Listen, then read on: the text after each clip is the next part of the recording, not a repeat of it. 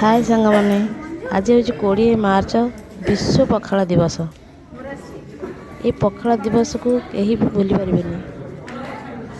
देखते पखाला दिवस रे कौन कौन सब आइटम है। आलू पिठो भजा, पोड़ा टमाटो, मंजा राई, धनिया पत्र, कईता चटनी, आलू भर्ता, सजना छुई भजा, पणस पिठो भजा, बैगण भजा, शाग भजा, कखारू फुल पिठो, अदा पखाल, छुंक पखाल, दही पखाल, पुदीना पखाल। ये सब तो देखिले मन को मन पेट पूजा को खाइब कौन।